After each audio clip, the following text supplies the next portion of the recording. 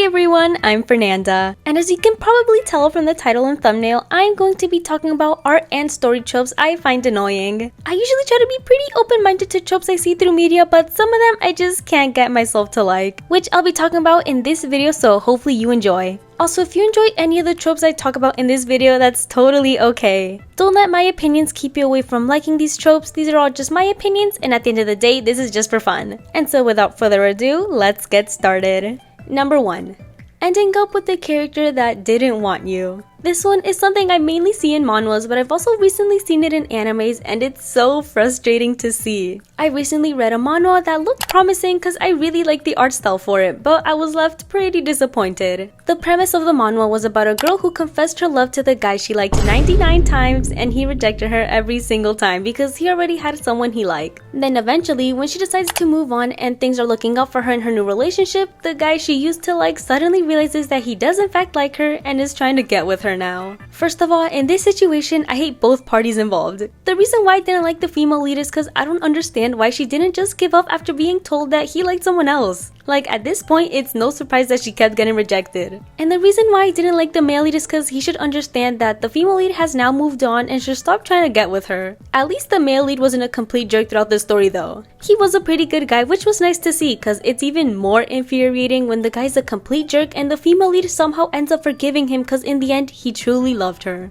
I find that so annoying. I ended up dropping this manhwa because I just couldn't stand reading all of it, but if any of you know if it gets better and I'm just judging too quickly, please let me know. The manhwa is called The 101st Confession, by the way. But it's not always the guys who are doing the rejecting. There are times when it's a girl who says she'll never like the male lead, and an example of this that I can think of is from the anime Can a Boy-Girl Friendship Survive? And the funny thing is, I haven't even watched this anime. I watched the video called I Regret Watching This Anime and became curious, so I watched it. And oh my goodness, the things that go on in this anime are a prime example on why I hate this trope. In the anime, there's a girl named Himari who constantly holds hands, teases, and offers to kiss the main character Yu, but will insist that she doesn't like him, and even sets him up with another girl that actually does like him. And then when things with him and the other girl are looking up, Himari gets jealous and ends their friendship. Like, are you kidding me? The video I watched was just explaining all of this, and I was already feeling so frustrated, so there's no way I would ever actually watch the anime.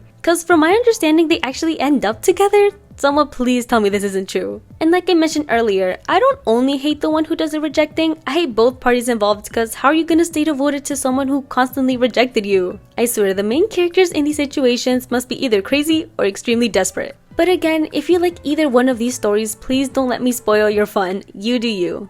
Number 2.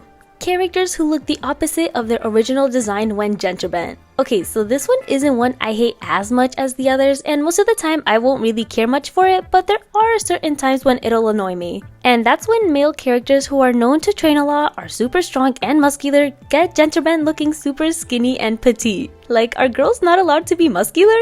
Now, I'm not saying that the girls have to look like bodybuilders, but I feel like if the character that's getting gender bent is known to train a lot, or if being strong is a pretty big part of their character, I feel like it should be translated into the gender bent design as well. Or at least give them a bit of muscle or abs, come on. And look, I love One Piece, but I will say that this trope is definitely seen on there. The first time I remember realizing this was when a character named Bellet, this character was turned into a woman and he looked completely different. How did he go from this to this? Like, is this even the same character? And don't even get me started on the Toei adaptation of this. Hell no, man. What the fuck, man? Anyways, like I said, this one isn't one I dislike as much as the others, and personally, I think it also just depends on the character that's getting gender bent. I don't know, maybe I'm just picky with this one. Number 3. Older characters who look very young. This trope is very common in anime, and when I was younger, I didn't really see a problem with it, but now that I'm older, I realized just how weird this is. I hate the argument of someone trying to defend why it's okay to love a character who looks very young, cause guess what? She's actually like 100 years old or something. Like, no, they still look like a kid, and it's just weird. An example of this that first comes to mind is Elaine from the 7 Deadly Sins. God, I used to love that anime, but now thinking back to it, it definitely has its problems. Anyways, Elaine was a fairy who ends up with a character named Bon who looks way older than her. But it's okay because she's actually 1,000 years old, but she still looks like a child. And this is even said in the anime, so canonically, she looks like a child. I just find this trope so weird because how are you going to fall for someone who looks like a 10-year-old? The only way I'd find a scenario like this okay is if there's a reason for looking young. Like Biscuit from Hunter x Hunter. She can change her appearance, and if I remember correctly, it's been a while since I've last seen Hunter x Hunter, she chooses to look young to have enemies underestimate her. Or maybe the character is cursed to be young as a disadvantage. I don't know. The point that I'm trying to make here is that I just find this trope really weird and I don't like it. And I'm not trying to say that having really old characters is a bad thing. You just have to execute it correctly. Like vampires, for example. Vampires live a long time and sometimes look really young just by being really old. At least with vampires, they can still physically age, just really slowly. And I much prefer that rather than having a character stay looking young. It also makes it worse if the character acts really young too. It just adds to the creepiness. I mean, if you really want to make a character that stays looking young, at least make them look and act like a young adult. Like Freerin, for example. Despite being over 1,000, she very much acts her age and doesn't look like a straight up child.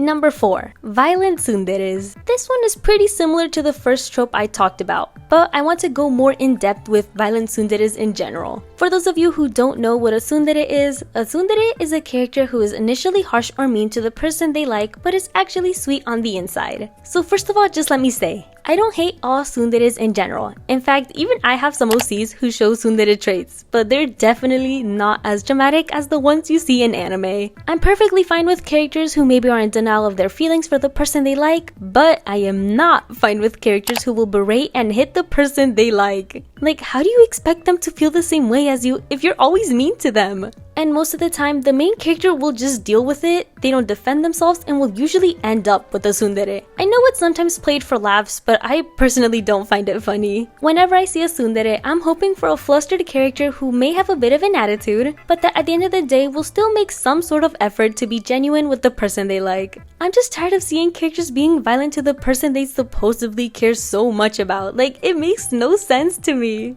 And that's all the tropes I have for this video. I already feel like I've been yapping for such a long time, but I honestly don't think I have. For some reason, it feels like forever since I last posted, but it's only been like 2 weeks, which isn't too bad. School has just been really kicking my butt lately, but I hope to still make some time to post on here because I have video ideas I want to do, I just don't have the time. It's alright though. Hopefully you guys enjoyed hearing me rant. I don't usually like to be negative, but this was all just for fun, and if you enjoy any of these tropes, that's okay. Also, I want to mention that I'm not trying to hate on any of the series I talked about or the authors. I'm just using them as examples and still enjoy most of the series I talked about. Let me know if any of you guys have any tropes you hate, or let me know if you disagree with me on any of the ones I mentioned. I'd be open to hearing your explanations. Anyways, I hope you enjoyed this video, and as always, I hope you have a great day.